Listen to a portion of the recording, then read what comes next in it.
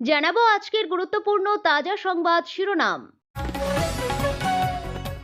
বোদে হাইকোর্টে বিস্ফোরক আইপ্যাক মামলার শুনানি, কি ছিল সবুজ ফাইলে, কোর্ট থেকে এলো চাঞ্চল্যকর তথ্য।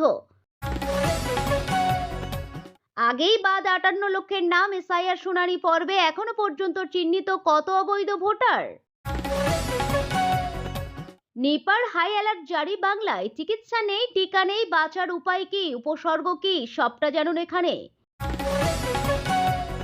গণতন্ত্র হত্যা বনাম ভোটার চুরি, বাঁকুড়ায় ফ্রম 7 ঘিরে মমতা মালব্য যুদ্ধ। পথকুকুরের কামড়ে মৃত্যু হলে রাজ্যকেই তার ক্ষতিপূরণ দিতে হতে পারে, কড়া বার্তা সুপ্রিম কোর্টের। সুস্থ হয়ে বাড়ি ফিরেই বড় ঘোষণা দেবলীনা নন্দীর, কোন সিদ্ধান্তের কথা জানালেন গায়িকা। আসছি বিস্তারিত খবরে। রাজ্য রাজনীতিতে গত কয়েকদিন ধরে চলা সল্টলেকের আইপ্যাক অফিসে ইডি হামলায় এবার নাটকীয় মোড়। আইনি যুদ্ধে চূড়ান্ত পর্যায়ে পৌঁছালো।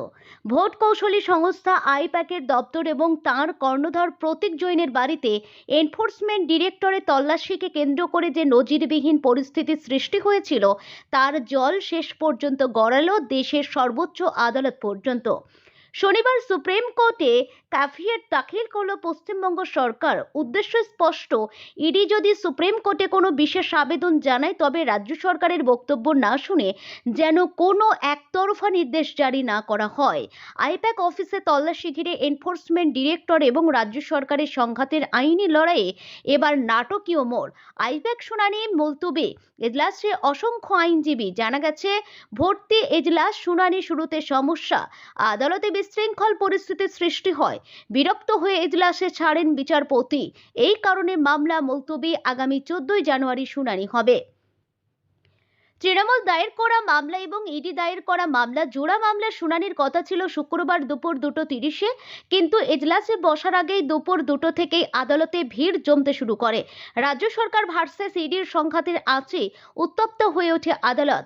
এজলাস শুরুর আগে থেকে আদালতে আইনজীবীর ভিড় করতে শুরু করেন। মামলা শোনার জন্য জুনিয়র সিনিয়র আইনজীবীরা ভিড় করেছিলেন আদালতে। এমনকি শুনানি শুনতে উপস্থিত ছিলেন চন্দ্রিমা ভট্টাচার্য থেকে শুরু করে তৃণমূলের লিগাল সেলের আইনজীবীরা। আদালতে এমন এক বিশৃঙ্খল পরিস্থিতির সৃষ্টি হয় যে কোনো পক্ষেই ঠিকমতো সওয়াল শোনা যাচ্ছিল না। আদালতের ভিতরে একাধিক ব্যক্তির আওয়াজের জন্য কারোর কথা স্পষ্টভাবে শোনা যাচ্ছিল না।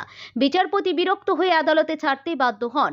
পরবর্তী শুনানির জন্য 14 জানুয়ারি তারিখ ধার্য করা হয়। এরপরে ইডির তরফ থেকে মেইল পাঠানো হয় আজই দ্রুত শুনানির আবেদন এবং বিচারপতির বদলের আবেদন নিয়ে প্রধান বিচারপতিকেই ইমেইল পাঠায় ইডি।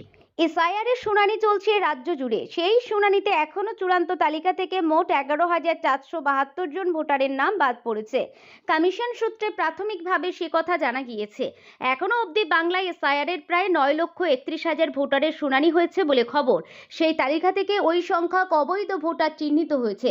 চূড়ান্ত তালিকা আগামী 14 ফেব্রুয়ারি প্রকাশিত হবে। আরও বেশ কিছুদিন শুনানি চলবে। ফলে এই অবৈধ ভোটারের সংখ্যা আরও বাড়তে পারে, এমনই আশঙ্কা করছে ওয়াকিবহাল মহলের একাংশ। এসআইআর এর খসড়া তালিকায় আগে 58 লক্ষ ভোটারের নাম বাদ গিয়েছে বলে জানা গেছে। বাংলায় এসআইআর প্রক্রিয়া শুরু হয়েছিল গত 4 নভেম্বর। এনুমারেশন পর্ব 11 ডিসেম্বর শেষ হয়। খসড়া ভোটার তালিকা 16 ডিসেম্বর প্রকাশ করে নির্বাচন কমিশন। দেখা যায় বাংলায় 58 লক্ষ ভোটারের নাম বাদ গেছে। এরপর নির্দিষ্ট দিন থেকে রাজ্যে শুরু হয় শুনানি। প্রতিদিন হাজার হাজার মানুষ শুনানির জন্য লাইনে দাঁড়াচ্ছেন। মানুষের মধ্যে ক্ষোভও তৈরি হয়েছে। আতঙ্কে মৃত্যুর সংখ্যাও রাজ্যে বাড়ছে বলে অভিযোগ। বাংলায় বহু বছর পর ফের নিপা ভাইরাসের সংক্রমণ ধরা পড়ায় উদ্বেগের মধ্যে আছে রাজ্য এবং কেন্দ্র। ইতিমধ্যেই মুখ্যমন্ত্রী মমতা বন্দ্যোপাধ্যায়ের সঙ্গে ফোনেও কথা বলেছেন কেন্দ্রীয় স্বরাষ্ট্রমন্ত্রী জেপি নাড্ডা। পরিস্থিতি খতিয়ে দেখার জন্য কেন্দ্র থেকে বিশেষজ্ঞদের একটি দলও পাঠানো হচ্ছে।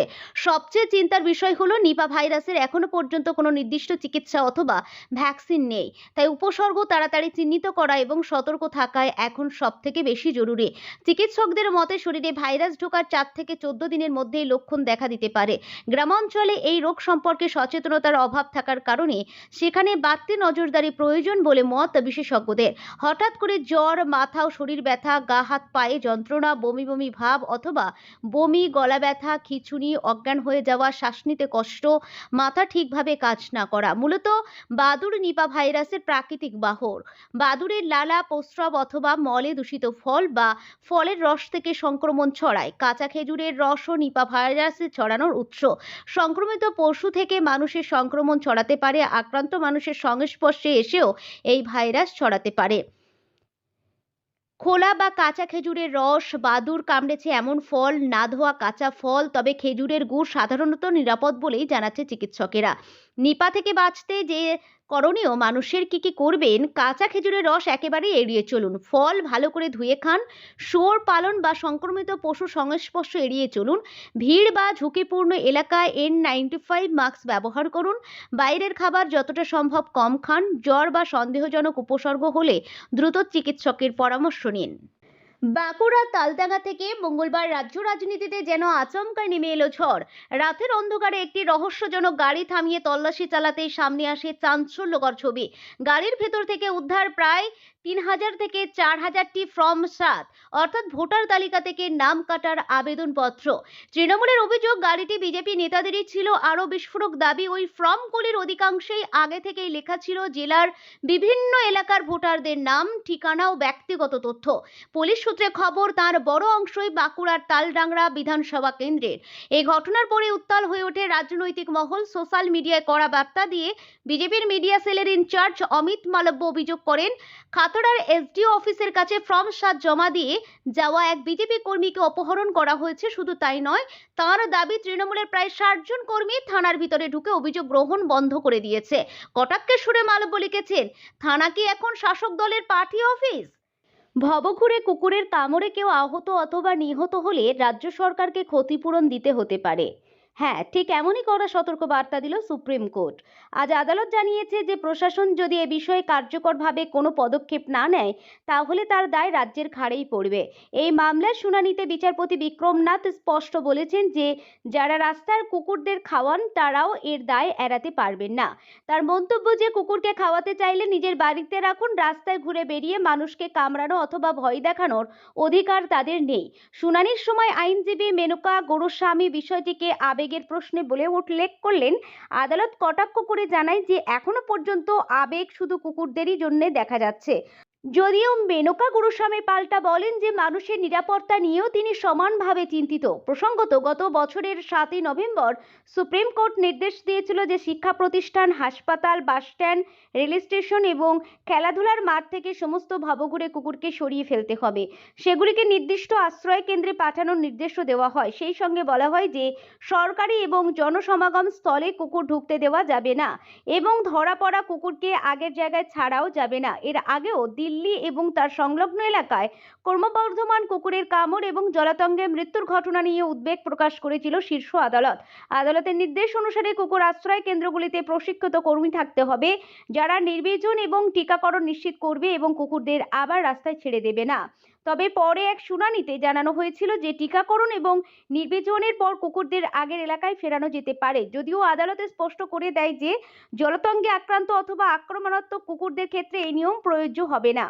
বিগত জীবনে আচমকায় ঝড় উঠেছিল সোশ্যাল মিডিয়া সেন্সেশন গায়িকা অভিনেত্রী দেবলীনা নন্দীর। সেই ঝড়ের দাপট সহ্য করতে না পেরে নিজেকে শেষ করতেও চেয়েছিলেন দেবলীনা। খেয়েছিলেন 78টা ঘুমের ওষুধ, ভর্তি ছিলেন হাসপাতালেও। তবে কপালের জোরে ফের জীবন ফিরে পেলেও মানসিক দিক থেকে মারাত্মক ভেঙে পড়েছিলেন। সে কথা বারবার জানিয়েছিলেন দেবলীনার পরিবারের লোকজন এবং খোদ দেবলীনাও। তবে এখন তিনি আগের থেকে অনেকটাই সুস্থ। আর সুস্থ হয়েই নতুন উপলব্ধি ও নতুন সিদ্ধান্তের কথা অনুরাগীদের জানিয়ে দিলেন শিল্পী। কি বললেন দেবলীনা? সত্যজিৎ চক্রবর্তীর ইনস্টাগ্রাম থেকে শেয়ার করা ভিডিওতে দেবলীনা জানান, সম্প্রতি ব্যক্তিগত জীবনকে কেন্দ্র করে নিজের জীবনে একটা ভুল পদক্ষেপ করতে চলেছিলাম। নিজের পরিবার, আত্মীয় স্বজন, শুভাকাঙ্ক্ষীদের তৎপরতায় আমি এখন সুস্থ। এই দুঃসময় যারা আমার পাশে ছিল বা আছেন তাদের প্রত্যেকেই অসংখ্য ধন্যবাদ। এই কঠিন পরিস্থিতিতে একটা উপলব্ধি, আমার সঙ্গে মানুষের একমাত্রই সংযোগ আমার গান। তাই আমি চেনা ছন্দে, মুক্ত মঞ্চে এবং সঙ্গীত জীবনে আবার আপনাদের ভালোবাসা নিতে, আশীর্বাদ নিতে ফিরছি। সবশেষে অনুষ্ঠানের জন্য তাকে যোগাযোগ করার কথাও বলেন দেবলীনা। কি ঘটেছিল দেবলীনার সঙ্গে? বেশ কিছু বছর ধরে যার সুরেলা কণ্ঠ আর হাসি মুখের ব্লগ ছিল নেটপাড়ার বিনোদনের রসদ, সেই দেবলীনা নন্দী কয়েকদিন আগেও হাসপাতালের বিছানায় শুয়ে যন্ত্রণায় ছটফট করেছেন। আত্মহত্যার চেষ্টা করার পর প্রাণ ফিরে পেলেও শান্তি ফেরেনি তার মনে। সোশ্যাল মিডিয়া লাইভ এসে নিজের দাম্পত্য জীবন নিয়ে বিস্ফোরক মন্তব্য করেছিলেন গায়িকা। তাঁর হাহাকার মেশানো কণ্ঠস্বর আর দম বন্ধ হয়ে আসার আকুতি এখন নেট দুনিয়ার নতুন আলোচনার বিষয় হয়ে উঠেছিল। গত শনিবার সকালে ফের লাইভ এসে দেবলীনা বলেন, আমি যে পথটি বেছে নিয়েছিলাম আজ বুঝতে পারছি সেটি সঠিক ছিল না। ভুল আমি করেছি, কিন্তু সেই ভুলের নেপথ্যে ছিল শুধুই ভালোবাসা। একদিকে আমার মা আর অন্যদিকে ভালোবেসে বিয়ে করা স্বামী।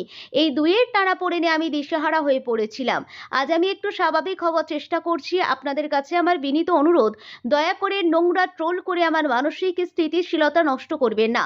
আমার দম বন্ধ হয়ে আসছে। ভেবেছিলাম সেই দিনটিই আমার জীবনের শেষ দিন হবে, কিন্তু ভগবান আমাকে বাঁচিয়ে দিয়েছেন। দয়া করে আমাকে একটু সুস্থভাবে বাঁচতে দিন। নিজের ভালোবাসার মানুষ আর সংসার হারিয়ে ফেলা আমার কাছে মৃত্যু সম যন্ত্রণার। আপনাদের বিষাক্ত কথায় দয়া করে আমাকে নতুন করে মেরে ফেলবেন না। এই লাইভে দেবলীনা জানান, এটিই আমার প্রথম এবং শেষ বক্তব্য। অনেকেই প্রশ্ন তুলছেন, অসুস্থ হয়ে হাসপাতালে শুয়ে আমি কিভাবে ভিডিও করছি। তাদের উদ্দেশ্যে জানাই, একটু ভালো করে লক্ষ্য করলে দেখবেন ঘটনার দুদিন পর থেকে যখন পরিচিতরা দেখা করতে এসেছেন তখনই ভিডিওগুলো করা হয়েছে। অনেকেই চাইছেন আমি মরে যাই, এমনকি মেসেজ বা কমেন্ট করে সেটি লিখছেনও। আমি মানসিকভাবে পুরোপুরি ভেঙে পড়েছি। যারা এমন বলছেন চাইলে তাদের বিরুদ্ধে অনেক পদক্ষেপ নেওয়া যায়, কিন্তু বিশ্বাস করুন আমি আর পারছি না। তাই পূর্ণাঙ্গ বিবৃতি হিসাবে এই শেষ ভিডিওটি আপলোড করছি। এরপর যা বলার বা দেখানোর তা প্রমাণসহ সঠিক জায়গায় দেখাবো। তবে এখনও গোটা ঘটনায় মুখে কুলু পেটে রয়েছেন দেবলীনার স্বামী প্রবাহ নন্দী। কয়েকটি বিশেষ ভুলের মাসুল হার্টের রোগের ঝুঁকি বাড়ায়, এখনই সতর্ক হন। জীবনযাত্রার কিছু সাধারণ ভুল অজান্তেই রক্তচাপ বাড়িয়ে দেয় ও হৃদরোগের ঝুঁকি বাড়ায়। যেমন অতিরিক্ত লবণ ও প্রক্রিয়াজাত খাবার খাওয়া, শারীরিক পরিশ্রমের অভাব, পেটে মেদ জমা, অপর্যাপ্ত ঘুম, অতিরিক্ত মানসিক চাপ, ধূমপান ও মদ্যপান, যা হার্ট অ্যাটাক, স্ট্রোক এবং কিডনি বিকল হওয়ার কারণ হতে পারে। তাই এসব এড়িয়ে চলা এবং স্বাস্থ্যকর খাদ্যাভ্যাস ও ব্যায়ামের মাধ্যমে সচেতন থাকা জরুরি। যেসব ভুল অজান্তেই রক্তচাপ বাড়ায় সেগুলি হলো অতিরিক্ত লবণ ও অস্বাস্থ্যকর খাবার। খাবারে অতিরিক্ত লবণ, সোডিয়াম, চর্বিযুক্ত ও প্রক্রিয়াজাত খাবার যেমন কেক, পরোটা, ফাস্টফুড খেলে রক্তচাপ বাড়ে। শারীরিক নিষ্ক্রিয়তা ও ওজন বৃদ্ধি, নিয়মিত ব্যায়াম না করা এবং পেটের চারপাশে অতিরিক্ত মেদ জমা রক্তচাপের অন্যতম প্রধান কারণ। অপর্যাপ্ত ঘুম ও মানসিক চাপ, রাতে পর্যাপ্ত 6 থেকে 8 ঘন্টা না ঘুমানো এবং অতিরিক্ত মানসিক চাপ ও রাগ উচ্চ রক্তচাপের ঝুঁকি বাড়ায়। ধূমপান ও মদ্যপান, ধূমপান ও অনিয়ন্ত্রিত মদ্যপান রক্তনালীকে ক্ষতিগ্রস্ত করে এবং রক্তচাপ বাড়িয়ে দেয়। পটাশিয়ামের অভাব, খাদ্য তালিকায় পর্যাপ্ত ফল ও সবজি পটাশিয়াম সমৃদ্ধ না থাকলে রক্তচাপ নিয়ন্ত্রণে রাখা কঠিন হয়। হার্টের রোগের ঝুঁকি কমাতে করণীয় জেনে নিন। খাদ্যাভ্যাস পরিবর্তন, লবণ কমিয়ে পটাশিয়াম সমৃদ্ধ খাবার, কলা, অ্যাভোকাডো, টমেটো, দই খান। তেল চর্বিযুক্ত খাবার এড়িয়ে চলুন। নিয়মিত ব্যায়াম, প্রতিদিন অন্তত 30 মিনিট ব্যায়াম করুন, যেমন হাঁটা, সাঁতার কাটা, সাইক্লিং।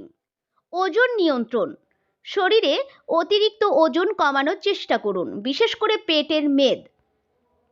ধূমপান ও মদ্যপান বর্জন, এখনই ধূমপান ছেড়ে দিন এবং মদ্যপান সীমিত করুন। মানসিক চাপ কমানো, ধ্যান, যোগা বা শখের মাধ্যমে মানসিক চাপ নিয়ন্ত্রণ করুন। পর্যাপ্ত ঘুম, প্রতিদিন 7 থেকে 8 ঘন্টা ঘুমানোর চেষ্টা করুন। কখন সতর্ক হবেন? লক্ষণ জেনে নিন।